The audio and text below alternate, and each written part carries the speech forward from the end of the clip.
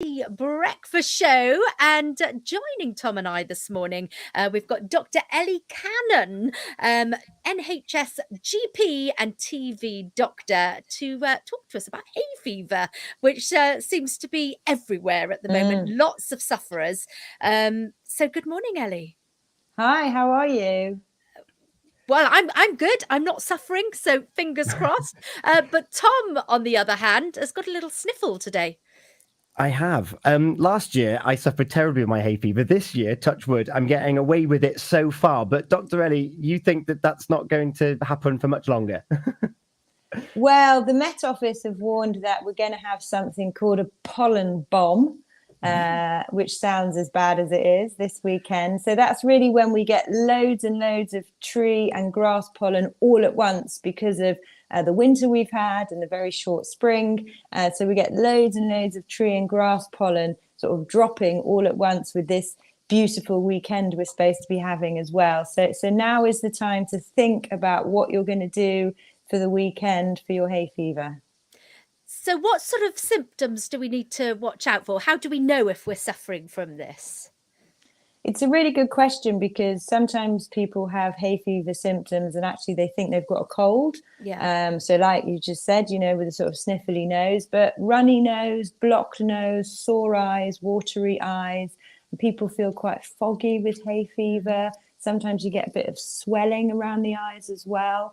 And I suppose the easiest way really to work out if it's hay fever or not is, generally speaking, if you took an antihistamine for a few days and your symptoms went, then it's going to be hay fever.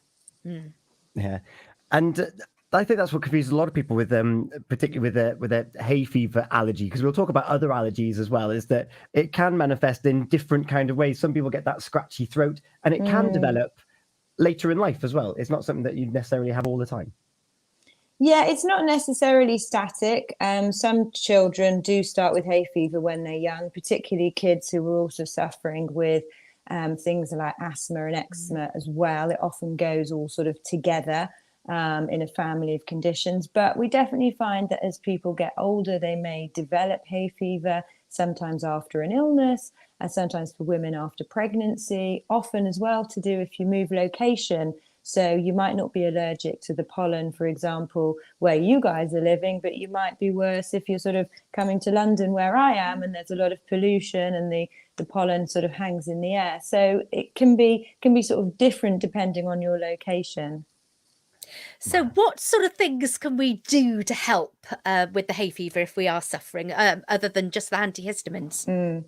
So what I want people to understand is you can try lots of different things and you can combine different treatments. And treatments doesn't just mean things you get from the doctor or the pharmacist. It also means things that you can do for yourself.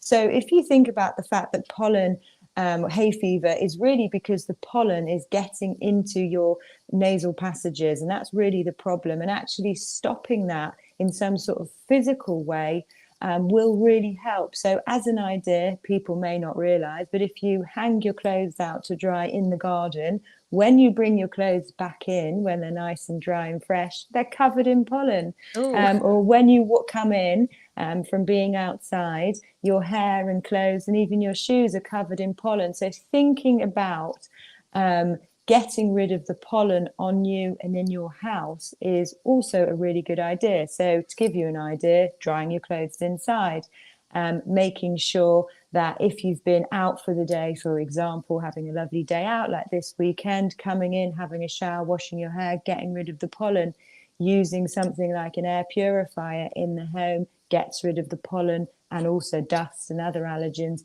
inside your house. So physical things as well can really help, not just medications. Yeah. And it's a big deal as well, isn't it? Because Dyson have carried out a study and 86% of people said their allergies affect their day-to-day life.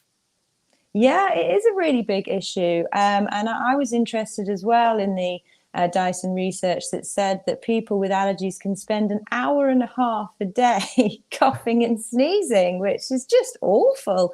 Luckily, it's not a sort of all in one go. I mean, that's a huge amount of time. And I've got a son doing GCSEs at the moment, and he has hay fever.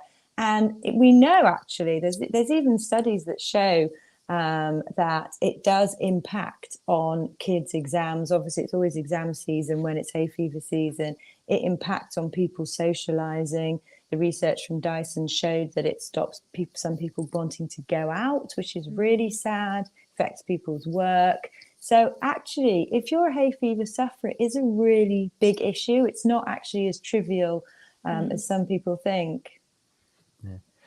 We were having this discussion yesterday, and you've mentioned about the pollens in different areas can be different, and even like the difference between a grass hay fever, grass pollen, and tree pollen can impact when you get symptoms.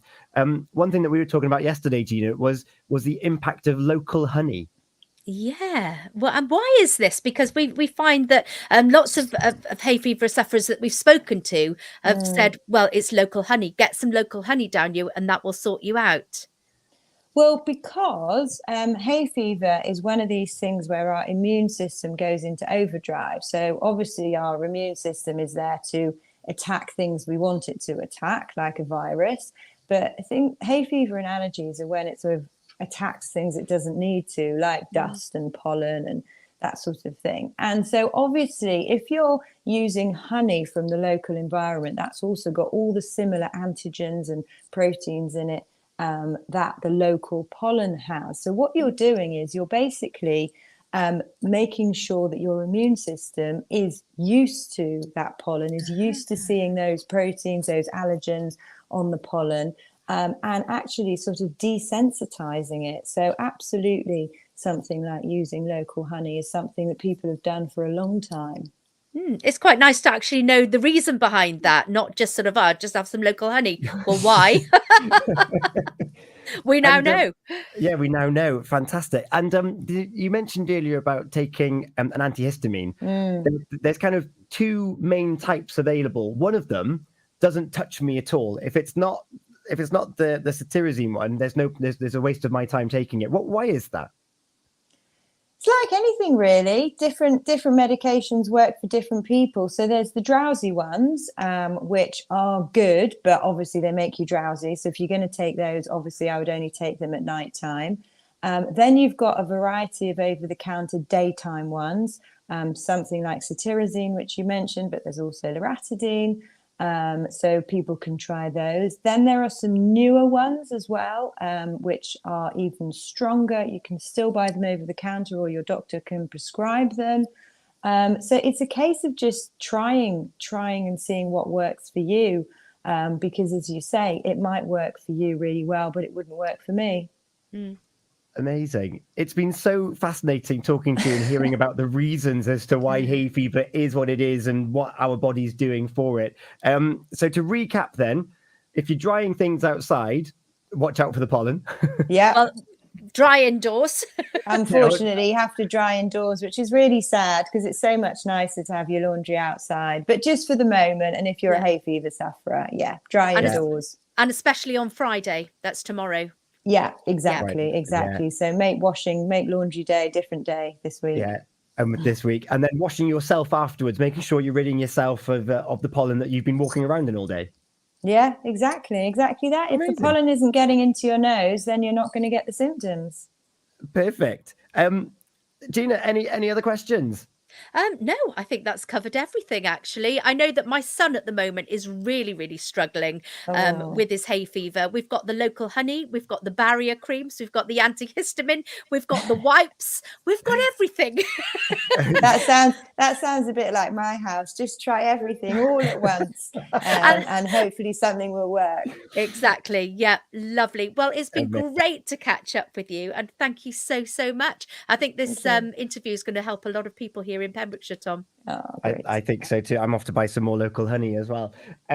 Dr. Ellie, thank you so much. And and I hope that your son does well over the weekend, as well as everyone else that's suffering. Thank you so much for your time here. MJ Wood's been in touch. He wants to hear a little bit of Mr. Blue Sky, which is quite fitting for today and this weekend as well. So that's on the way for us here on Pure West Radio. Thank you, Dr. Ellie. Bye. The Imperial Dragon Hotel, Saundersfoot, Wales Premier.